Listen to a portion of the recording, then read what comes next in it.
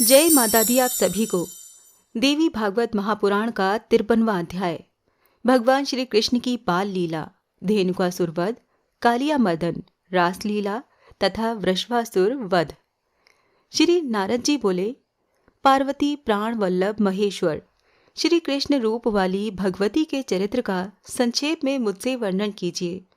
जिस प्रकार उन्होंने गोकुल में राधा के साथ विहार किया और पृथ्वी के भार स्वरूप बहुत से वीरों का रण में तथा अन्यंत्र कुरुक्षेत्र आदि में भी संहार किया, स्वयं अपने बंधु बांधवों, यदुवंशियों तथा समस्त ऋषियों के साथ जिस प्रकार वो पृथ्वी पर विराजमान रहे और अंत में जिस प्रकार श्री कृष्ण ने स्वर्गारोहण किया, वो सब आप मुझे बताइए।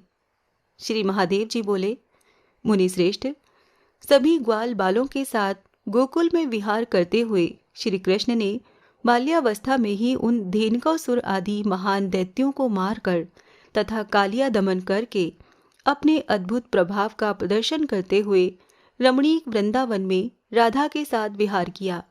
भगवती काली के ही पुरुष रूप भगवान श्री कृष्ण ने भैरव के अंश से उत्पन्न अन्य गोपियों के साथ उनके सौंदर्य की वृद्धि करते हुए विहार किया। दिन में गोकुल से मंगलमय वृंदावन में जाकर उन्होंने अपनी बांसुरी की मधुर ध्वनि से सभी गोपियों को बुलाकर और राधा को प्रधान महिषी बनाकर वहां अपनी लीला से रास रचाया। अनेक प्रकार के वन्य पुष्पों से माला बनाकर गोपियां श्री कृष्ण के गले में डाल देती थीं और अत्यंत प्रसन्न होकर उन्हें देखने लगती थीं। अपने मुख पर मुस्कान लिए श्री कृष्ण भी उन गोपियों को सुंदर माला पहनाकर उनके हर्षित मुख कमल को निरंतर देखते रहते थे। कभी दिव्य सिंहासन पर बैठे हुए श्री कृष्ण परम सुंदरी राधा को अपने बाएं भाग में बिठाकर करोड़ों चंद्रों की कांति के सदृश उनके मुख कमल का स्नेहपूर्वक स्पर्श करते थे। वो यदुनंदन श्री कृष्ण गोपिका समूहों के साथ कभी यमुना के तट पर और कभी जल में क्रीड़ा किया करते थे। वो श्री कृष्ण रात्रि काल में अपनी बांसुरी की ध्वनि से गोपियों का चित्त आकृष्ट करके और उन्हें वन में बुलाकर उनके साथ आनंद पूर्वक विहार करते थे। मुने, कभी राधिका जी कमल सदृश 5 मुख वाले भगवान शिव का सुंदर रूप धारण कर लेती थीं और स्वयं श्री कृष्ण गौरी के रूप में होकर उनके साथ विहार करने लगते थे। महामुने, इस प्रकार राधा के साथ रमण करते हुए परिपूर्ण आनंद स्वरूप साक्षात भगवान श्री कृष्ण गोकुल में रहते थे। एक समय शरद पूर्णिमा की महानिशा में विहार करने का मन में निश्चय करके श्री कृष्ण वृंदावन आए। वो वृंदावन मल्लिका, कुंद, चमेली, चंपा और रंगन आदि खिले हुए पुष्पों से परिपूर्ण था। मंद मंद सुगंधित वायु से अत्यंत रमणीय था। मधुर ध्वनि के साथ गुंजार करने वाले मधुमत्त भौरों से सुशोभित था और काम से व्याकुल चित्त वाले कोकिल और क्रौंच पक्षियों से निनादित था। नारद, उस वन में खिले हुए श्वेत कमल, कुमुद, पंकज आदि पुष्पों से युक्त अत्यंत मनोहर सरोवर विद्यमान थे। उस समय सभी प्राणियों को हर्षित करने वाला तथा स्त्रियों के मन को द्रवीभूत करता हुआ अत्यंत निर्मल चंद्रमा आकाश में उदित हुआ। मुने, इस प्रकार के प्रिय वन तथा अत्यंत स्वच्छ चंद्रमा को देखकर प्रसन्न मन वाले स्वयं श्री कृष्ण ने बंसी की मधुर ध्वनि की। उसे सुनकर श्री कृष्ण की ओर आकृष्ट मन वाली सभी सुंदर गोपांगनाएं अपने अपने घर के कामकाज छोड़कर उनके पास आ गईं। सुंदर अंगों वाली राधा, जो स्त्री रूप में साक्षात पूर्ण ब्रह्म शिवजी थे, उनके आगे आगे वहां पहुंच गईं। मुनिश्रेष्ठ, उन सभी गोपिकाओं को आया हुआ देखकर वो कमल नयन श्री कृष्ण उनके साथ महारास करने का उद्योग करने लगे। भगवान श्री कृष्ण ने कामदेव को जीतकर अनेक विध शुभ क्रीड़ाएं करते हुए उनके साथ लीला विहार किया। उस समय नवीन मेघ के समान प्रभा वाले परमानंद स्वरूप पूर्ण आत्मा श्री कृष्ण अपने मुख पर मुस्कान के साथ 8 विग्रहों में विभक्त हो गए थे। ये देखकर क्षण भर में राधा भी चंद्रमा के समान कांति वाले तथा मंद मंद हासयुक्त सुंदर मुख वाले प्रेमोन्मत्त 8 विग्रहों में होकर सुशोभित होने लगी।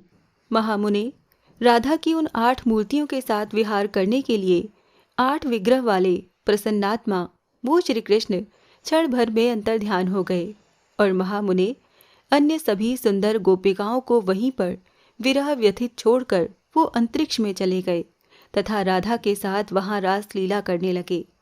परमानंद स्वरूप पूर्णात्मा कमल नयन भगवान श्री कृष्ण कौतूहल युक्त होकर लीला से उनके साथ आनंद विहार करते थे। मुनिश्रेष्ठ भेरी, मृदंग, तुरही आदि की तीव्र ध्वनि के साथ उनके ऊपर आकाश से भारी पुष्पवृष्टि होने लगी और आकाश के मध्य इस प्रकार विहार कर रहे राधा तथा कृष्ण को न देखकर उस सुरम्य वन में स्थित अन्य गोपिकाएं रोने लगीं। मुनिवर, उन गोपिकाओं का विलाप सुनकर श्री कृष्ण राधा के साथ उस कानन में पुनः प्रकट हो गए और उनकी मनोवांछा पूर्ण करने के लिए श्री कृष्ण ने अपनी महिमा से अनेक रूपों में होकर उस महावन में उनके साथ लीला की। महामुने, श्री कृष्ण की रास क्रीड़ा देखकर देवता तथा गंधर्व परम आनंदित हुए और भारी पुष्प वर्षा करने लगे। इस प्रकार श्री कृष्ण ने कार्तिक की पूर्णिमा तिथि से आरंभ करके बहुत दिनों तक रात्रि वेला में उस वन में गोपिकाओं के साथ रास लीला की। इसी प्रकार श्री कृष्ण रूप परमेश्वरी ने स्त्री रूप शंभु के साथ चीर हरण आदि अन्य महाक्रीड़ाएं भी की। मुने, नंद आदि गोप वृंद उनकी लोकोत्तर लीलाओं से देवी रूप श्री कृष्ण को ब्रह्म ऐसा समझकर स्नेहपूर्वक उनका पालन करने लगे। नारद, राधा भी सौंदर्य वर्धन करती हुई सी उन श्री कृष्ण के साथ रमण करती थीं। एक बार कंस के द्वारा भेजा गया वृषवासुर नामक बलशाली दैत्य बलराम और श्री कृष्ण को मारने के लिए गोकुल आया। मुने, चांदी के पर्वत के समान प्रतीत होने वाले उस दैत्य को समक्ष आता हुआ देखकर गोकुल में रहने वाले सभी पशु चारों ओर भागने लगे। अन्य लोग भी उस दुष्ट आत्मा राक्षस के भय से दिशाओं तथा विदिशाओं में उसी प्रकार भागने लगे जैसे सिंह को देखकर हाथी भाग जाते हैं। इस प्रकार गोकुलवासियों को भागते हुए देखकर श्री कृष्ण वृषवासुर नामक उस महान दैत्य के पास पहुंचे। मुनिश्रेष्ठ, वो वृषवासुर भी श्री कृष्ण को सामने आया देखकर अपने खुरों से पृथ्वी को कंपित करता हुआ जोर जोर से हुंकार मारने लगा। श्री कृष्ण ने उसके दोनों सींगों को पकड़कर अपनी ओर खींचा और धरती पर फेंक कर पटक दिया तथा पृथ्वी पर उसने प्राण त्याग दिए। तत्पश्चात अत्यंत विस्मय को प्राप्त कर उन गोपगणों ने प्रसन्न चित्त होकर अनेक स्तुतियों के द्वारा आदरपूर्वक उन श्री कृष्ण का पूजन किया।